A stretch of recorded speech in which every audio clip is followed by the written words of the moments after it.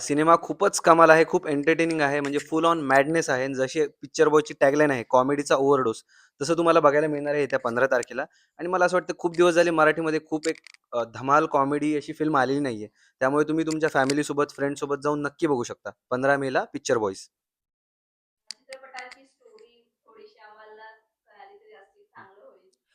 चित्रपटामध्ये असं आहे की जो चित्रपट सिनेमासृष्टीमध्ये काम करण्यासाठी जी नवीन मुलं येतात तर त्यांचा काय कशा पद्धतीने तो स्ट्रगल असतो आणि त्यांना कशा पद्धतीची लोक भेटत जातात. तर तशी आहे. पण ह्याच्यामध्ये एंटरटेनिंग अशी गोष्ट आहे की तुम्हाला सिनेमा पाहिल्यानंतर मालामाल विकली, धमाल अशा असे सिनेमे पाहिल्याचा एकदम फील येईल असं आहे. मी सिनेमात येस येस मी सिनेमात विलनचं कॅरेक्टर करतोय. त्याचं नाव विनू आहे. विनू येतो आणि राडा होतो आहे की नाही.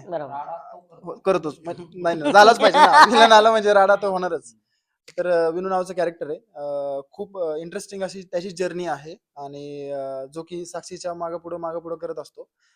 तर मला असं वाटतं की विनू नावाचं कॅरेक्टर बघण्यासाठी तुम्ही 15 तारखेला सिनेमा नक्की थिएटरमध्ये जाऊन बघा.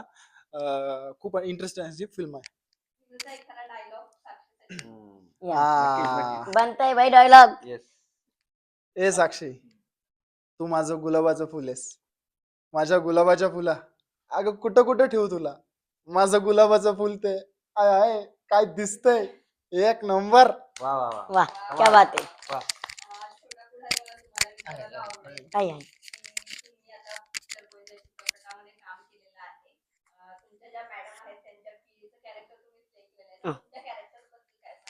माझं पिक्चरमध्ये पेचं कॅरेक्टर आहे. खूप निरागस आहे, साधे एकदम सिम्पल आहे आणि वेगळं कॅरेक्टर आहे. आणि तुम्ही ते जर कॅरेक्टर पाहायचं असेल तर 15 मेला सिनेमा पाहावा लागतोय. हा घनश्याम आणि तो घनश्याम मध्ये बराच डिपेंडर पाहायला मिळणार आहे.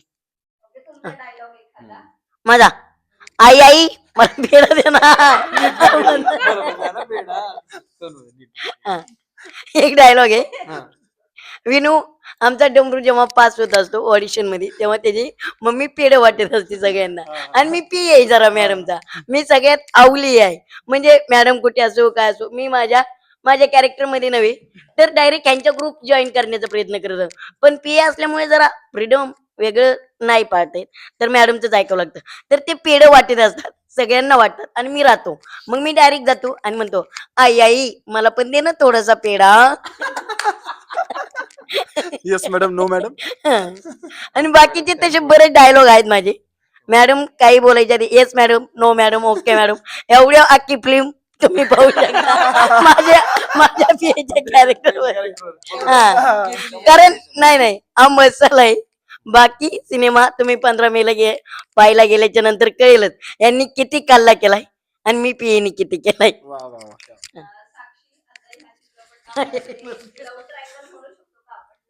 हो.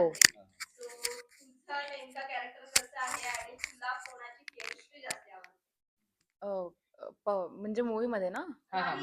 रिअल लाईफ मध्ये ट्रायंगल आहे का आणि तुला कोण आवडतं असं विचार. नाही असं काही रिअल मध्ये पण नाहीये. मूवी मध्ये दाखवलंय ते तात्पुरतं आहे. असं म्हणजे मला मूवी मध्ये मी कार्तिक संग प्रेम करताना दाखवलंय आणि याच्या संग हा माझ्यावर करताना दाखवलंय असं दाखवलंय. रिअल लाईफ तुम्हाला कोणाची? रिअल लाईफ रिअल लाईफ मध्ये असं म्हणलं तर दोघं पण सारखेच आहे म्हणजे बोलायसाठी ऍक्च्युली वगैरे. आमचा बॉन्ड खूप चांगला आहे. आणि तसं म्हणलं तर सगळेच तसं म्हणलं तर सगळेच छान आहे बोलायला असं बॉन्ड वगैरे सगळ्यांचेच बेस्ट आहे असं काही नाही.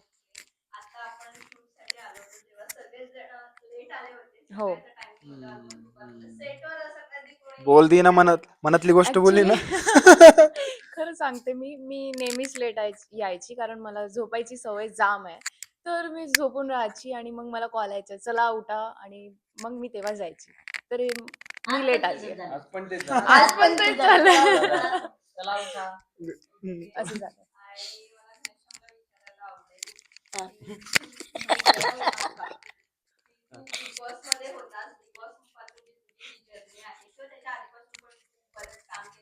हो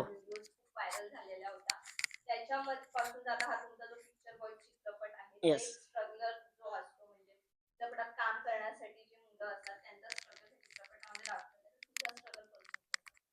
माझा स्ट्रगल सिनेमा मधला का बाहेरचा? बाहेरचा ना. माझा स्ट्रगल खूप अवघड होता आणि माझा स्ट्रगल सांगायचं म्हणलं तर आपल्याकडे एवढा वेळ पण नाही.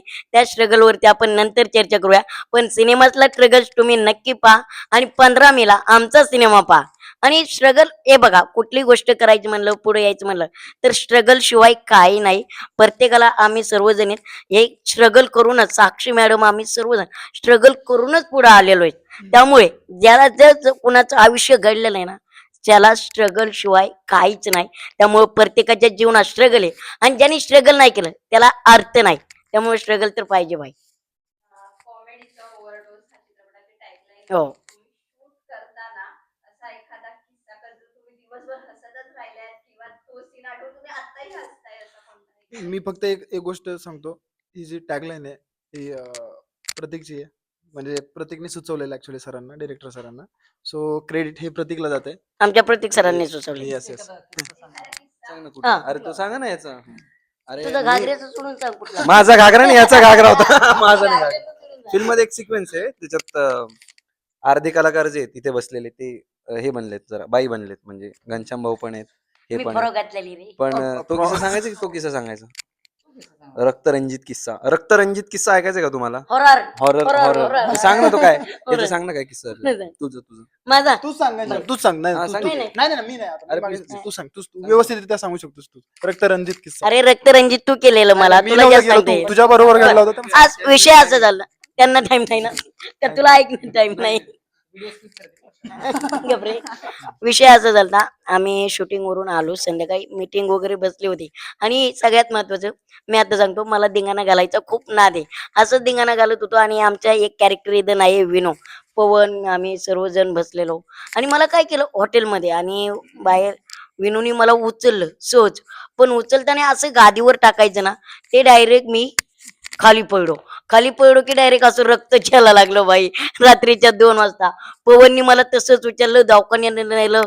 प्रोड्युसर ती जाम टेन्शन मध्ये भाई. ॲम्ब्युलन्स ते सगळं, सिनेमा राहून द्या बाजूला. काय हा, ऍम्ब्युलन्स पण बोलवली. ऍम्ब्युलन्स पण बोलवली आणि म्हणजे तिकडे पवन पण होता. आम्ही झोपलेलो, मी शूट झालेला. लाईव्हला मीच होतो तिथे हा, आणि पवन होता तिकडे हो. सोबत आणि याने आम्हाला व्हिडिओज वगैरे टाकलेले घनश्यामचे Scan वगैरे ऍम्ब्युलन्स मधले. पूर्ण बॉडी जाम आम्ही घाबरलेलो. पण आता तो कॉमेडी किस्सा आहे. असं असं. रिमेंबर आहे. आतापर्यंत आम्हाला रिमेंबर आहे तो गोष्टी. म्हणजे तेव्हापासून आम्हाला कलाकारांना सगळ्यांना आहे ना बाजूला ठेवायला लागले, एकत्र राहू नका म्हणायला कारण लागले. असे अनोखे किस्से आहेत नाही का? असं ऐकलं का तुम्ही रक्तरंजित किस्सा कधी? कुठल्याच फिल्मला नाही होणार असं. याचं पण झालंय एकदा रक्तरंजित. म्हणजे आम्हाला तो असं आता सगळं सगळं असं टेन्शन होतं की आज शूटिंग असणार आहे की नाही, नाही का? कारण की माहितच नव्हतं नेमकं काय झालं. याचा प्रेम झालं. डेंजर झाला होता. लेफ्ट टू राईट प्रत्येकाने तुम्ही सगळेजण फ्रेंड्स चांगले झालेले हो, पण हो, आहे.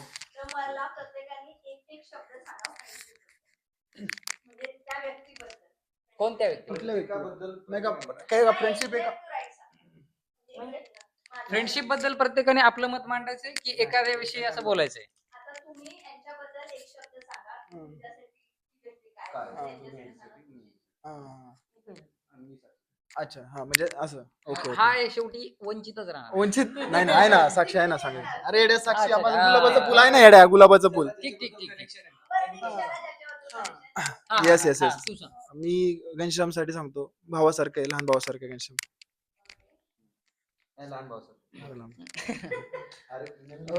फ्रेंडशिप हा, पण हा. ते मी फ्रेंडशिप मानतच नाही, लहान भावासारखं आहे घनश्याम. हा, माझं तर ते मी तर पिल्लू जर अरबाज घनश्याम तर सोबत आहेच, पण मी प्रतीक आणि अरबाज नाव आलं